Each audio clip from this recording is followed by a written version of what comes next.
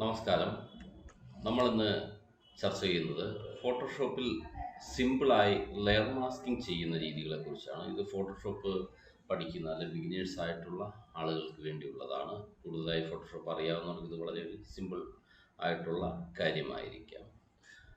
പുതുതായി ഈ മേഖലയിൽ കടന്നു വരുന്നവർക്ക് വേണ്ടി മാത്രമുള്ള വീഡിയോയാണ്. ലെയർ മാസ്കിങ്ങിലേക്ക് കിടക്കാം. ഫോട്ടോഷോപ്പ് ഓപ്പൺ ചെയ്ത് ഫയൽ ഓപ്പൺ കൊടുത്ത് നമുക്ക് ലെയർ മാസ്ക് ചെയ്യേണ്ട ഫയലിനെ ഇതിലേക്ക് ഓപ്പൺ ചെയ്യാം. അതിപ്പോൾ ഒരു ഫോട്ടോ ആകാം, അല്ലെങ്കിൽ മറ്റ് എന്തെങ്കിലുമൊക്കെ ആകാം.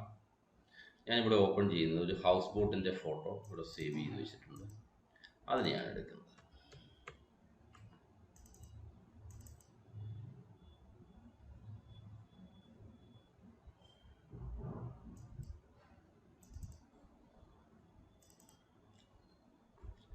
ഇത്തരം ഒരു ഫോട്ടോ, ഇത് അല്പം ക്വാളിറ്റി കുറവുണ്ട്. ഞാൻ എൻ്റെ റെസൊല്യൂഷൻ വെറുതെ ഒന്ന് അല്പം ഹൈ ആക്കുകയാണ്.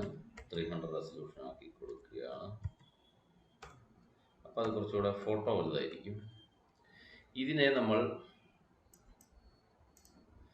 ലെയർ മാസ്കിങ്ങിലൂടെ എങ്ങനെ, ഇതിനകത്ത് ഒരു ഹൗസ് ബോട്ടിൻ്റെ ചിത്രമുണ്ട്.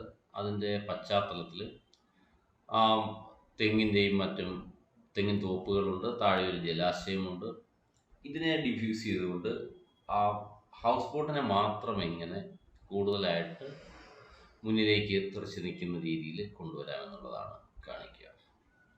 ഇത് ഇന്നത്തെ കാലത്ത് ക്യാമറകളിലൊക്കെ ഇങ്ങനെ എടുക്കാനുള്ള സംവിധാനമുണ്ട്. പക്ഷേ ക്യാമറ ഇല്ലാതിരുന്ന കാലത്തൊക്കെ ഇത്തരം ലെയർ മാസ്കിംഗ് രീതിയൊക്കെ ഉപയോഗിച്ചിട്ടാണ് ചെയ്യുക. അല്ലെങ്കിൽ സൗകര്യമുള്ള ഒരു ക്യാമറയിൽ എടുത്ത ചിത്രമാണെങ്കിൽ പോലും പിന്നീട് നമ്മൾ ഫോട്ടോ ഔട്ട് എടുത്തതിന് ശേഷം നമുക്കിങ്ങനെ ഒരു എക്സ്പോസ് ചെയ്ത് കാണിക്കേണ്ട ഒരു അവസരം വന്നാൽ അതിനുവേണ്ടി ഈ ലെയർ മാസ്കിംഗ് ഉപയോഗിക്കാവുന്നതാണ്. ഇത് കൂടുതലായിട്ടും നമ്മുടെ ആൽബം ഡിസൈനേഴ്സും ഒക്കെയാണ് ഈ ഭാഗം ഉപയോഗിക്കാറുള്ളത്.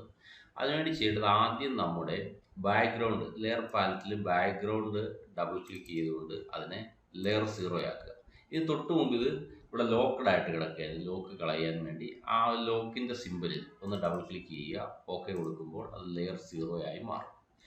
ഇതിൻ്റെ ഒരു ഡ്യൂപ്ലിക്കേറ്റ് കോപ്പി എടുക്കുന്നുണ്ട്. അത് റൈറ്റ് ബട്ടൺ ക്ലിക്ക് ചെയ്ത് ഡ്യൂപ്ലിക്കേറ്റ് ലെയർ കൊടുത്താൽ മതി. അല്ലെങ്കിൽ താഴേക്ക് ഡ്രാഗ് ചെയ്ത് കൂടെ വെച്ചിട്ട് എടുക്കാം. അല്ലെങ്കിൽ Ctrl+J എന്ന ഷോർട്ട് കട്ട് ഉപയോഗിക്കാം. അങ്ങനെ ഏത് രീതി വേണമെങ്കിലും ചെയ്യാം. അപ്പോൾ ഇത് 2 ലെയർ നമുക്ക് ആയിട്ടുണ്ട്. ഇത് കാണുമ്പോൾ അറിയാം. അതിൽ ആദ്യമായിട്ട് ചെയ്യേണ്ടത്, ഇപ്പോൾ ഇതിനെ ഡിഫ്യൂസ് ചെയ്യണം. നമ്മുടെ ബാക്ക്ഗ്രൗണ്ടിനെ ഡിഫ്യൂസ് ചെയ്യാൻ വേണ്ടി നമുക്ക് വേണമെങ്കിൽ ബ്ലേഡ് എന്ന ടൂൾ ഉപയോഗിക്കാം. ഫിൽറ്ററിൽ ബ്ലർ എന്ന ഓപ്ഷൻ ഉപയോഗിക്കുന്നു. അതിന് മുമ്പായിട്ട് ഞാൻ ഇതിനെ ഒന്ന് സേവ് ആസ് ചെയ്യുകയാണ്. PSD ഫോർമാറ്റിൽ ഇതിനെ ലെയർ മാസ്ക് എന്ന് പറഞ്ഞ് പേര് കൊടുത്തുകൊണ്ട് തന്നെ ഞാനിതിനെ സേവ് ചെയ്യാണ്. ഇനി ഫിൽറ്ററിൽ ബ്ലർ ടൂളിൽ ഗസിയൻ ബ്ലർ എന്ന ഭാഗത്ത് ക്ലിക്ക് ചെയ്യുന്നു. അപ്പോൾ ഇതങ്ങ് ബ്ലേഡായി പോകും കംപ്ലീറ്റ് ചെയ്ത്. അതിൻ്റെ ബ്ലേഡിൻ്റെ റേഡിയസ് നമുക്ക് കൂട്ടുവാനും കുറയ്ക്കാനുമുള്ള ഓപ്ഷൻസൊക്കെ ഇവിടെ ഉണ്ടാകും. അത് നമുക്ക് എത്രത്തോളമാണോ വേണ്ടത് അത്രയും കൊണ്ട് നിർത്തി ഓക്കെ കൊടുക്കുക. ഇനിയാണ് നമ്മൾ ലെയർ മാസ്കിംഗ് ഉപയോഗിക്കുക. ഇവിടെ മാസ്ക് ടൂളിൻ്റെ ഐക്കണുകൾ കിടപ്പുണ്ട്. അതുകൂടാതെ നമ്മൾ ലെയർ പാലറ്റിന് താഴെ രണ്ടാമതായിട്ടും ലെയർ മാസ്കിംഗ് ഉണ്ട്. ഞാനിവിടെ ലെയർ മാസ്കിൻ്റെ താഴെ ആഡ് എ ലെയർ മാസ്ക് എന്നുള്ളിടത്ത് ക്ലിക്ക് ചെയ്യുന്നു. അപ്പോൾ അവിടെ വന്ന വ്യത്യാസം നമുക്ക് കണ്ടറിയാം. ഇവിടെ ഒരു വൈറ്റ് ബോക്സ് വരും. അതുപോലെ ഈ കളർ പാലറ്റിൽ വേറൊരു കളറായിരുന്നത് പെട്ടെന്ന് ബ്ലാക്ക് ആൻഡ് വൈറ്റിലേക്ക് മാറി. അത് ബാക്ക്ഗ്രൗണ്ടിൽ ബ്ലാക്കും ഫോർഗ്രൗണ്ടിൽ വൈറ്റും ഒക്കെ ആയിട്ടുണ്ട്. ഇത്രയും ആയതിനു ശേഷം നമുക്ക് ബ്രഷ് ടൂൾ എടുക്കുക. ബ്രഷ് ടൂൾ എടുത്തിട്ട് അതിൻ്റെ റൗണ്ട് അല്ലെങ്കിൽ ആ ബ്രഷിൻ്റെ സൈസ് വേണം നമുക്ക് ആവശ്യാനുസരണം കൂട്ടിയും കുറച്ചുമൊക്കെ വയ്ക്കാം. അതിനുശേഷം ഈ ബ്രഷ് ടൂൾ എടുത്തിട്ട് ഇങ്ങനെ ബ്രഷ് ചെയ്ത് കൊടുക്കുകയാണ് ചെയ്യേണ്ടത്. ഇവിടെ ആദ്യം ബ്ലാക്ക് താഴെയായിരുന്നു. ഫോർഗ്രൗണ്ടിലുള്ള ബ്ലാക്കിനെ ഞാൻ വീണ്ടും ബാക്ക്ഗ്രൗണ്ടിലുള്ള ബ്ലാക്കിനെ ഫോർഗ്രൗണ്ടിലും വൈറ്റിനെ ബാക്ക്ഗ്രൗണ്ടിലും ആക്കി. ഇതിന് ശേഷം ഇത് ബ്രഷ് ചെയ്ത് തുടങ്ങുക. ബ്രഷ് ചെയ്യുമ്പോൾ ആ ബ്രഷ് ടച്ച് ചെയ്യുന്ന സ്ഥലത്തൊക്കെ ഡിഫ്യൂസിങ് മാറി പഴയ എക്സ്പോസ് ചെയ്ത് നിൽക്കുന്ന ചിത്രത്തിലേക്ക് വരും. അതിനെ മാത്രം ഇങ്ങനെ ഒന്ന് ബ്രഷ് ചെയ്തെടുക്കുക. ഇങ്ങനെ ചെയ്യുമ്പോൾ അല്പം പുറത്തേക്കൊക്കെ നമ്മളെ കെയർലെസ് ആയിട്ട് ചെയ്യുമ്പോൾ പുറത്തേക്കൊക്കെ പോയെന്നിരിക്കും. അത് പോകുന്നതുകൊണ്ട് പ്രത്യേകിച്ച് കുഴപ്പമൊന്നുമില്ല. കാരണം നമുക്കത് വീണ്ടും അതിനെ തിരിച്ച് എടുക്കാൻ പറ്റും.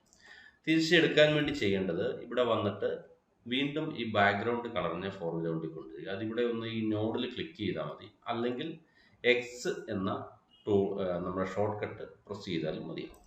ഇങ്ങനെ ചെയ്തതിന് ശേഷം വേണമെങ്കിൽ നമ്മുടെ ഈ ബ്രഷ് ടൂളിൻ്റെ റൗണ്ട് ഒന്ന് ചെറുതാക്കിക്കൊണ്ട് ഇതിൻ്റെ പുറത്തേക്ക് നമുക്ക് അറിയാതെ പോയ സ്ഥലങ്ങളിലൂടെ ഒന്ന് ഓടിക്കുമ്പോൾ അവിടെ ഒന്ന് ഷേപ്പ് ചെയ്ത് നമുക്ക് ആ കൃത്യമാക്കി വീണ്ടും ഡിഫ്യൂസിലേക്ക് തന്നെ അതിനെ കൊണ്ടുപോകാൻ പറ്റും. ഇത് ചെയ്യുമ്പോൾ വേറൊരു കാര്യം കൂടെ പറയാനുള്ളത്, നമുക്കിതിൻ്റെ ഒപ്പാസിറ്റിയൊക്കെ കുറച്ചിട്ട് വേണമെങ്കിൽ ഒപ്പാസിറ്റി, ഫ്ലോ ഇതൊക്കെ വേണമെങ്കിൽ കുറച്ചിട്ട് ചെയ്യാം. കാരണം ഇത് 100% അപ്ലൈ ആവുന്നുണ്ട്. അത് അത്രയും വേണ്ട, നമുക്ക് 50%, 20%, 80% ഒക്കെ ആക്കിയിട്ട് അത്രയും ആകുന്ന രീതിയിലുമൊക്കെ വേണമെങ്കിൽ ചെയ്യാവുന്നതാണ്. ഇപ്പോൾ ഏകദേശം ആ ലെയർ മാസ്കിങ്ങിൻ്റെ കാര്യം കഴിഞ്ഞു. ഇനി അതിനകത്ത് ആവശ്യമുള്ള എന്തെങ്കിലും ടെസ്റ്റുകളൊക്കെ അടിച്ച് ആ വർക്ക് ഫൈനലൈസ് ചെയ്യാം.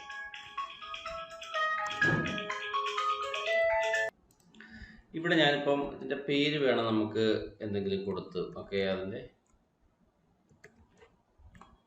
ഭംഗിയാക്കി എടുക്കുവാനൊക്കെ സാധിക്കും. ഇവിടെ ഒരു പേര് കൊടുത്തു, അതിന് വേണമെങ്കിൽ കളറൊക്കെ കൊടുത്തു, അതിന് ബാക്ക്ഗ്രൗണ്ടിൽ സ്ട്രോക്ക് കൊടുത്തു, അങ്ങനെ അതിനെ കൂടുതൽ നമുക്ക് ഭംഗിയാക്കി. ഇപ്പോൾ വൈറ്റ് സ്ട്രോക്ക് കൊടുക്കുന്നു, അങ്ങനെ കൂടുതൽ റീഡബിൾ ആക്കി, അങ്ങനെ എന്തെങ്കിലുമൊക്കെ ചെയ്തിട്ട് ആ വർക്ക് അങ്ങ് ഫിനിഷ് ചെയ്യുക.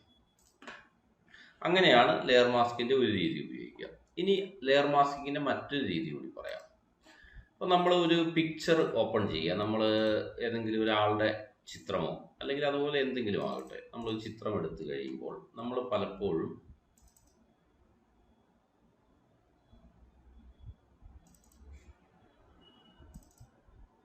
ഉദാഹരണത്തിന് ഈ ഈഫൽ ടവറിൻ്റെ ചിത്രമാണെന്ന് വിചാരിക്കുക.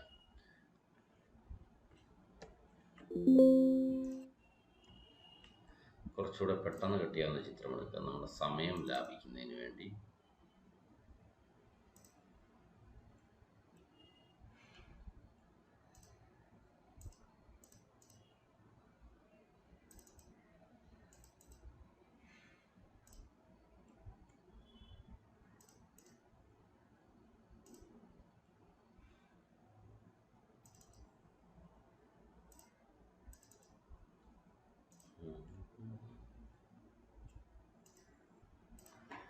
ഉദാഹരണത്തിന് ഇങ്ങനെ ഒരു ചിത്രമാണെന്ന് വിചാരിക്കുക. നമ്മൾ ഇതിനെ പെൻടൂൾ ഉപയോഗിച്ചോ ലാസോ ഉപയോഗിച്ചോ ഒക്കെ കട്ട് ചെയ്യാറുണ്ട്. കട്ട് ചെയ്ത് ഇങ്ങനെ കട്ട് ചെയ്തെടുക്കുകയാണെന്ന് വിചാരിക്കുക. അതിന് ഞാനിങ്ങനെ കട്ട് ചെയ്യുന്നു.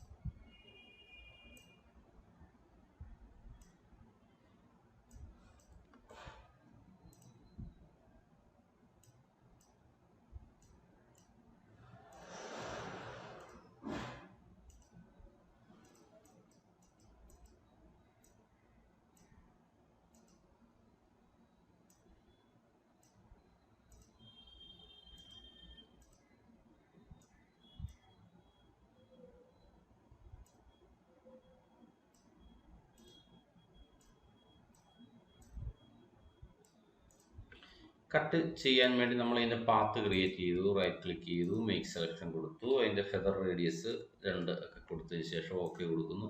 ഇത് നമ്മളിങ്ങനെ കട്ട് ചെയ്തെടുക്കുന്നു. കട്ട് ചെയ്ത് വേറെ ലെയർ ആക്കി. ഇത് നമ്മൾ കുറേ വേറെ എവിടെയും എടുത്ത് വർക്ക് ചെയ്തു. അതിനുശേഷം പിന്നീട് നമുക്ക് ഈ കട്ടിങ് വേണ്ട എന്ന് വർക്കിൻ്റെ ഇടയ്ക്ക് തോന്നുകയാണെങ്കിൽ തിരിച്ച് നമുക്ക് കൊണ്ടുപോകാൻ വേറെ മാർഗ്ഗങ്ങളൊന്നുമില്ല. അത്തരം അവസരങ്ങളിൽ വേണേൽ നമുക്ക് ലെയർ മാസ്കിനെ വീണ്ടും ഉപയോഗിക്കാം. അതെങ്ങനെയാണെന്ന് വെച്ച് കഴിഞ്ഞാൽ, നമ്മളിങ്ങനെ ഇത്രയും വരെ വരിക, നമ്മുടെ ലെയർ പാത്ത് കൊടുത്തു, പെൻ ടൂൾ ഉപയോഗിച്ചിട്ട് മേക്ക് സെലക്ഷൻ കൊടുത്ത് ഓക്കെ കൊടുത്ത്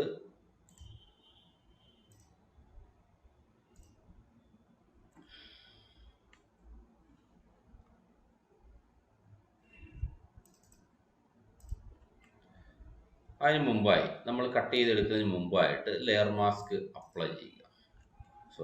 പാത്തിലല്ല, മേക്ക് സെലക്ഷൻ കൊടുത്ത് സെലക്ഷൻ വന്നു കഴിയുമ്പോൾ ലെയർ മാസ്ക് അപ്ലൈ ചെയ്യുക. അത് ഓട്ടോമാറ്റിക് അതിൻ്റെ ബാക്ക്ഗ്രൗണ്ട് മുഴുവൻ കട്ട് ചെയ്ത് പോയതായിട്ട് കാണാൻ പറ്റും. ഇതിനെ നമുക്ക് എടുത്തിട്ട് വേറെ എവിടെ വേണമെങ്കിലും ഉപയോഗിക്കാം. ഏത് വർക്കിൻ്റെ അകത്ത് ഉപയോഗിക്കാം. വർക്കിൻ്റെ അകത്ത് ഉപയോഗിച്ച് കഴിഞ്ഞിട്ട് പിന്നീട് നമുക്ക് എപ്പോഴെങ്കിലും ഈ ബാക്ക്ഗ്രൗണ്ടിനെ തിരിച്ചെടുക്കണം എന്ന് തോന്നുകയാണെങ്കിൽ റൈറ്റ് ബട്ടൺ ക്ലിക്ക് ചെയ്ത് ഡിസ്കാർഡ് ലെയർ മാസ്ക് കൊടുത്തു കഴിഞ്ഞാൽ അത് തിരികെ വരികയും ചെയ്യും. വീണ്ടും ഡിസ്കാർഡ് അല്ല, സോറി, ഡിസേബിൾ കൊടുക്കുന്നതായിരിക്കും നല്ലത്. ഡിസേബിൾ ലെയർ മാസ്ക് കൊടുത്താൽ നമുക്കതിന് തിരിച്ചെടുക്കാം. വീണ്ടും കട്ട് ചെയ്ത രീതിയിൽ പോകണമെങ്കിൽ ആഡ് എനേബിൾ ലെയർ മാസ്ക് കൊടുത്താലും മതിയാവും. ഇങ്ങനെ നമുക്കതിനെ ലെയർ മാസ്കിനെ വീണ്ടും ഉപയോഗിക്കാവുന്ന മറ്റൊരു ടെക്നിക്കാണ്. ഇത് രണ്ടുമാണ് ലെയർ മാസ്കിലൂടെ ഫോട്ടോഷോപ്പ് 7 പറയാനുള്ളത്. Thank you for watching.